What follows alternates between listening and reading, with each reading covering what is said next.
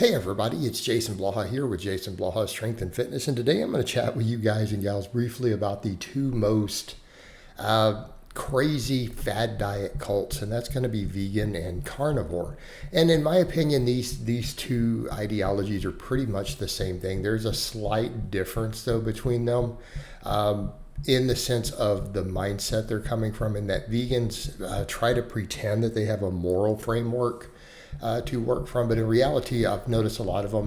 They pretend it's all about animals, but ultimately it's not. It's about them projecting their moral superiority. It's about a certain type of narcissism, and most of them really and truly, again, it's about showcasing that, and it's again a distortion of reality because they really know when you show them the math, they're not really helping animals. It really is about putting on a show for them.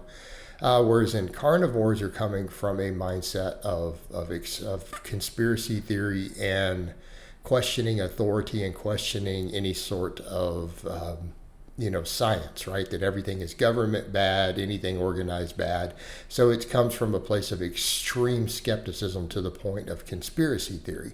So these are kind of the prevailing mindsets used to drive them. But the truth is, when you set that aside, they're pretty much the same thing. And what you actually find, and I've seen more and more cases of early on, when the carnivore diet was fairly new, and it is new, we need to keep in mind, it's not something that existed a long time ago. People pretend, oh, we've been doing it for thousands of years. No, we haven't. No, we actually haven't. Humans have never been true carnivores. Like our species has never, there's no reason to believe we were ever true carnivores in the sense of what they do, primarily meat calories, and particularly pasture-raised meat and dairy and stuff, and no plants or fiber. Like this, that has never been humans. So we set that aside. It's a fairly new diet, right? It's really only been kind of pushed by a couple pseudo experts and quacks online, but many of which have dropped the diet. They can't even do it anymore. They've been pushed online. And so when it was fairly new, what we saw were a lot of vegans who got health problems from veganism. Well, obviously, anytime you're restricting huge amounts of things in your food, you're going to have health issues eventually. You're running the risk of malnutrition, different imbalances, different problems. There are vegans who had health problems who were going over to carnivore in droves. Okay? Now we're finally reaching a point, and I've seen it in my own comments. Someone chimed in my comments the other day saying, yeah, they got really hurt with gut biome issues doing carnivore, and they kept it up longer. They realized they were having problems. They kept doing it too long now. They're really struggling to readapt because of the gut health issues it created, and it will create gut health issues. So that's setting aside the long-term atherosclerosis. The gut biome problems are very real from the lack of fiber. So what we're finding more of now, and I'm seeing it on my own social media, I've had some people have seen in some of the groups, at least one of them came over, followed my Facebook, who is a vegan, who is a former carnivore. Why? Because people are getting health problems now from following the extreme carnivore, so what do a lot of them do? They go over to vegan. And why? Because it's the same sort of people. It's in a very extremist mindset in people that says, I have to have a special exclusionary, I have to be part of a special group or a special extreme diet. I can't just be a healthy, fit person. I have to be part of a very small select group. And it's something that they need for their ego, for their mindset. People do this because they need to feel special, and then they need to be extreme in what they're doing. I think most of them deep down truly don't believe that it's actually going to get them in the best shape, because we don't see that. We all know what gets people the most jacked and lean and strong, and that's, again, bro types diets, heavy on carbohydrate, plenty of fruits and vegetables, then animal source protein, right? This is time proven over and over and over and over and over and over and over and over. The overwhelming majority of people with phenomenal physiques, phenomenal athletic performance, this is how they eat. It is the most successful. Everyone knows, and everybody knows this, right? Everybody knows this. This is not even debated. That's why it's rather funny that these groups even exist. So they really are fringe groups that grow and grow through their own movements on the internet. But again, the reality is anyone who's looked at anything knows how people eat who are in truly good shape, right? And it's generally the way I described. generally the way I described. And again, we all know this. In fact, keto people struggle to get jacked. Vegans struggle to get jacked. All these people historically struggle to get jacked. These are sometimes successful weight loss methods. Ironically, though, a lot of the people with the keto end don't even ever get remotely lean. And I don't even mean people say, well, you're not super lean. No, I didn't say super lean.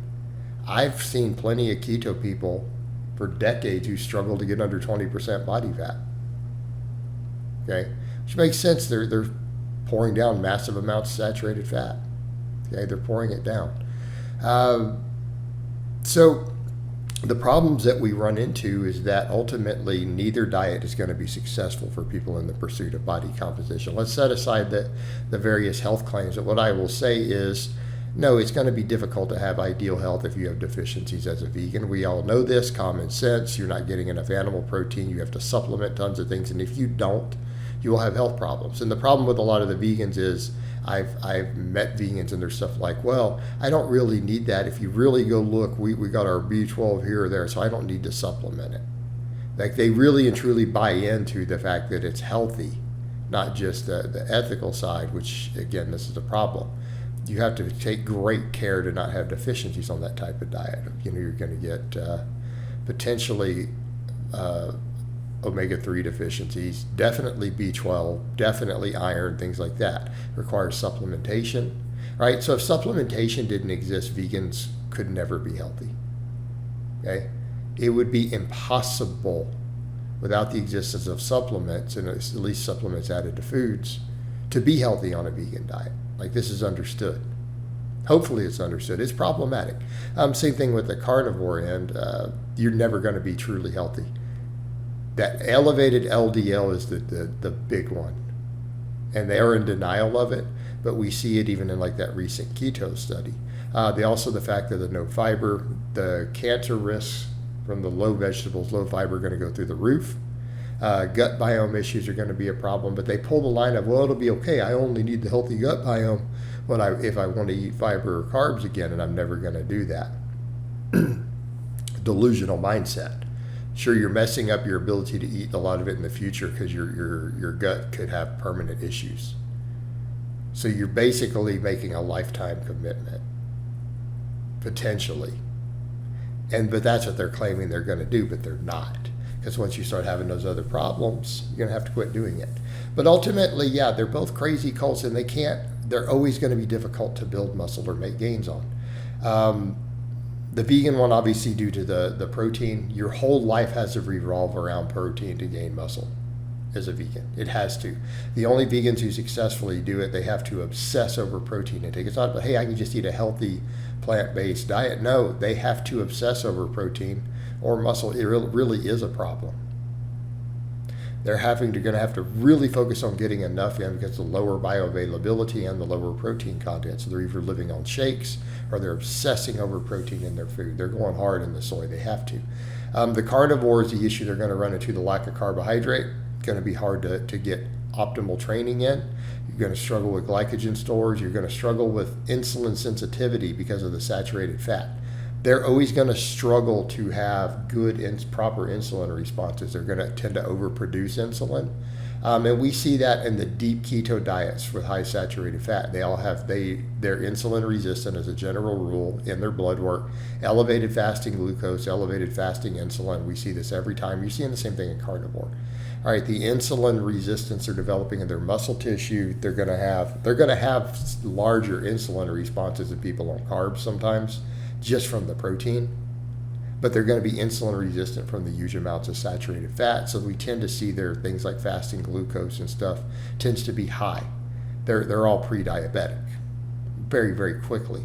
Well, that's not an ideal environment to gain muscle. So you're going to find a lot of the carnivores struggle with muscle. They struggle with gaining muscle. They struggle with gaining size unless they're on lots of drugs or they're hammering down pounds and pounds and pounds of meat.